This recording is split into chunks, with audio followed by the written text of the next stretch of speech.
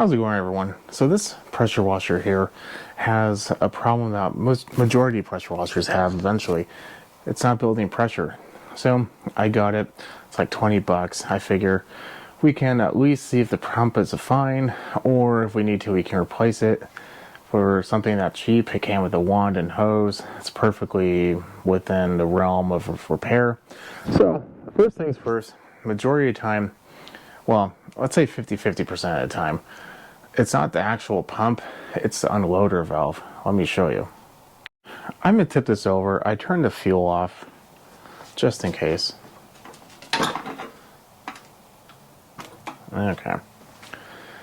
So the unloader valve is actually on the other side. So let's look at that. It's right here. It's underneath this little cover.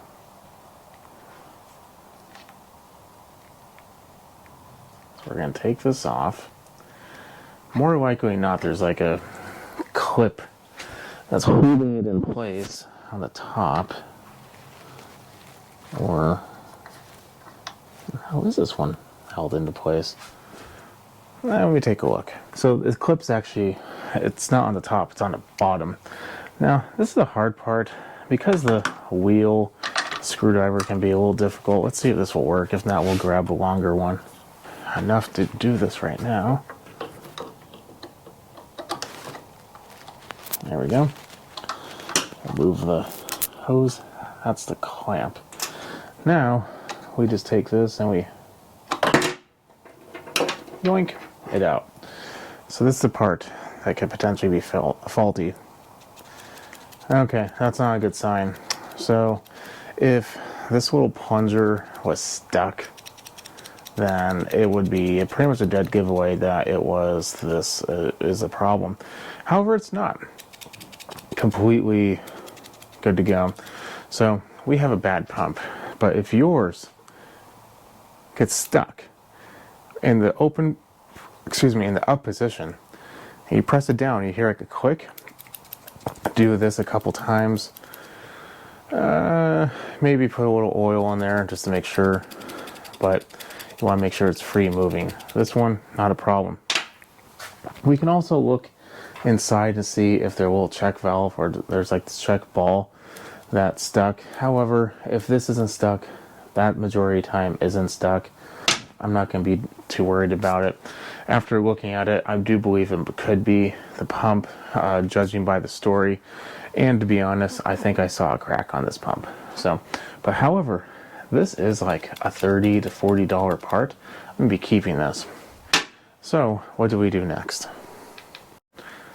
This engine on here is a GCV 190, which means that majority of the time the crankshaft is going to be 7/8 of an inch. Now if you have a 160, it could be 7/8, could be 3/4. It's a little hard to tell unless you measure it or you take the pump off and measure it. That's the easiest way. You can potentially measure it from in here, but it's kind of hard. So what we're going to do is, a while back, I bought a pump that was on sale, 7/8 of an inch. And here, there should be a key already in this machine. I'm going to keep this because this is a good unloader valve, and those, like I said, do go bad. And considering this is a 3100 psi pump, that unloader valve is rated for 3100 psi.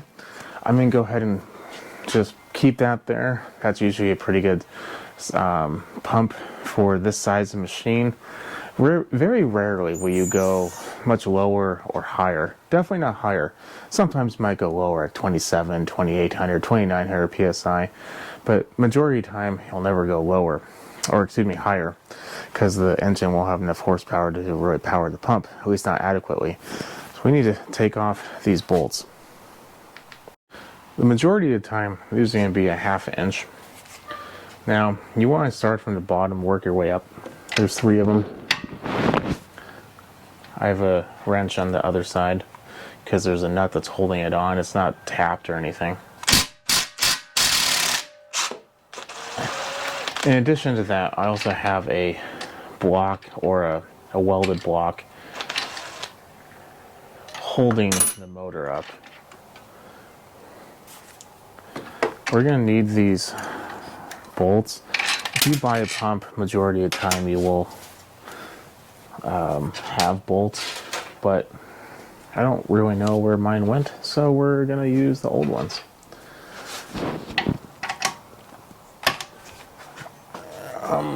Where is it? I need to go on the other side.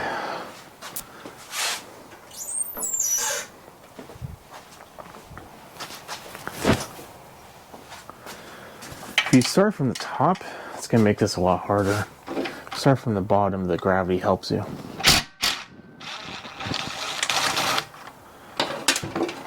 There we go. Let's take that off. We should have one more. It's only 3. At least there should only be 3.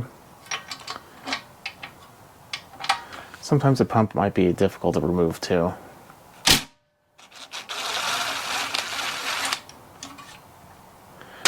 So let's talk price while we do this. How much was this pump? On sale, it was $55. 3100 PSI, exactly the same. Excuse me, it's 100 PSI higher, as well as it is a 2.5 gallon per minute pump, which is actually a little bit higher than this pump too. So it is considered to be an upgrade.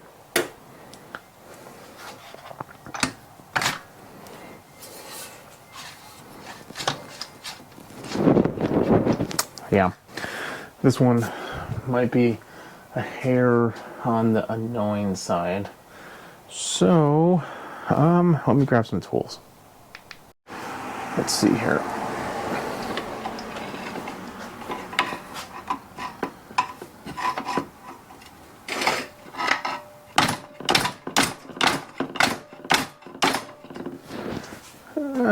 Might be slowly coming off.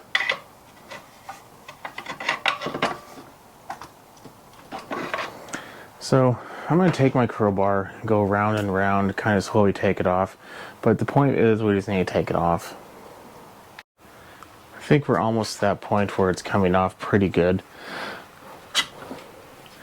Maybe need a little more.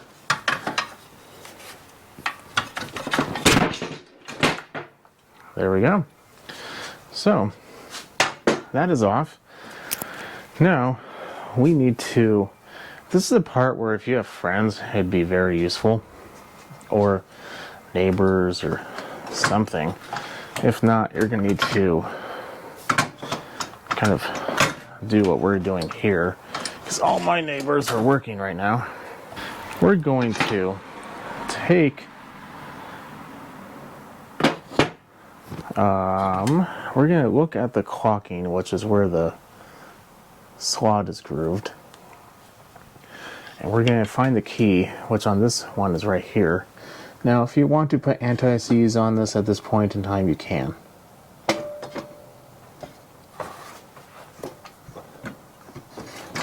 It's not a horrible idea.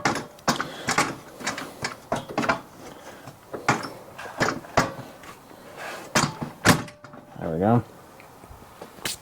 But we are not clocked where we need to be.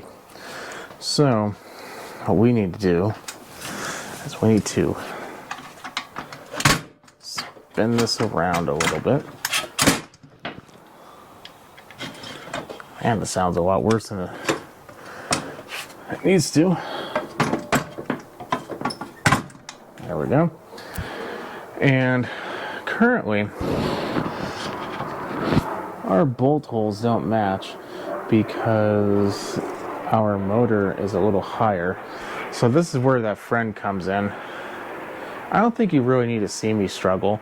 I'm going to lift the base, try to get the bolt in. Once you get one, the others usually fall into place. I'm going to bring you back. So what we're running into now is this section is significantly thicker than what was on the old pump. Now if you're wondering about this tube, there's a little barb on the side. You just shove it on there. Well, let's do it now so we can get that done. But because of that, I'm running into a situation where the factory bolts are too short. Now I looked up and down my garage. I cannot find any, so I need to go find some more. So what I'm going to do is, I was able to find one. I'm going to go ahead and put one in. I'm going to go ahead and buy 3 more and bring you back. So I was able to find one that would fit. So what I'm going to do is, I also have a corresponding nut. I'm going to put it on because I do need to go to the store and buy a new one, but I also need to work on stuff in between hand. So normally what you would want to do is just go to the store and buy 3 of the appropriate length bolts, or ideally, if you have them in your kit, which if you buy a new pump you should. So you know, it's up to you. However, I need to go buy them, so I'm going to bring you back. It's the next day, and I have the pump installed. So, I went to the hardware store. I was looking for 2.5-inch bolts, and they will have like a little sleeve on them, and the threads on the last like inch and a half. And I found them. However, apparently they put them in the 3-inch area instead of the 2.5-inch, or the bolts were actually 3 inches. So, unfortunately, on one of them, it is super long. So, the others are fine, so I'm not going to be too worried about it. I mean, this is what it looks like there. Can't barely even see it. So that one's fine. So now we need to do the final step. So once you have it installed, you want to pull on, make sure that's off, pull on the recoil. Basically what we are feeling is if the pump is on correctly. Because if it's not, it's going to be jammed up. Now, I was fighting the compression in the very beginning. That's pretty normal. But if you get to the point where you are feeling only what it feels like to have compression, you put it down wrong. And you make sure you torque them evenly, and when you do put the bolts on, make sure that you're not like one end of the, because it has 3 mounting points. If one has like an inch gap, the other one you're cranking down, don't do that. You want to have it nice and level. Maybe when you crank it down, it might open up a hair or two, but that's fine. That's okay. But if it's like a lot, 1/2 inch, 1/4 inch, inch, stop, you'll break it. Well, either you'll damage something in the pump, more likely, potentially even damage like a seal or a bearing in the motor. A little unlikely, but possible. So don't do that. So now, technically, I don't feel anything except for the motor, which is good, and we should be set to go. Unfortunately, this pump isn't good anymore. It's pretty much just recyclable. And that happens. However, let's go discuss on how we came up with this pump. So right now, this is a GCV 190. GCV 190 usually has a 7/8 inch shaft, and it's a normal length shaft. Some of these, I forget the brand, have a very shallow shaft, and it has like some weird little gear that goes on there with like a lock nut. It's just kind of stupid. You need to be careful. But if you get a Simpson, Ryobi, anything that just has, I believe it's like 2 5/16, maybe, don't quote me on that, it's something around that, but you'll notice a big difference. It's literally like an inch as where like the short one is at, so it's going to be significantly shorter. So this is a vertical style pump, horizontal being obviously the other way. And the pump I got was good for a GCV 190. It's 31 psi, 2.5 gallons per minute. So technically it's a little bit of a increase than the pump that we took off. The other one was only 3,000 at 2.4, but this pump specifically said it was good to go at the GCV 190. Sometimes they'll say GCV 160 is okay. That's a little hit or miss. GCV 160 probably would work, but it's going to be a little underpowered, and it's going to be a little harder to start, and you very well might not get your full 3,100 psi. So GCV 160s are probably good up to like 29, 28, 2,700 psi. unless it's a very low gallon per minute, maybe 2.3, 2.2. I never really saw a 2.2 to be honest.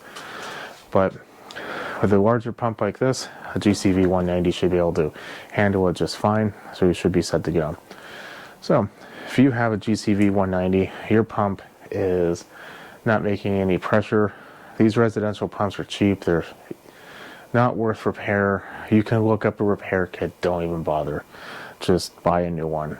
I've never had any good success, and even when they do, they just start leaking again. It's just a giant pain. Don't even bother. These are not meant to be serviced. If you could find a kit, which is pretty doubtful to begin with. This pump is usually like $67, I want to say, at least as of the time of recording. I paid like $50, $55 for it because it was on sale. The kit alone would probably be closer to $30 to $40. So what's the point of saving $20? And you have to put probably new oil in there if this is even serviceable.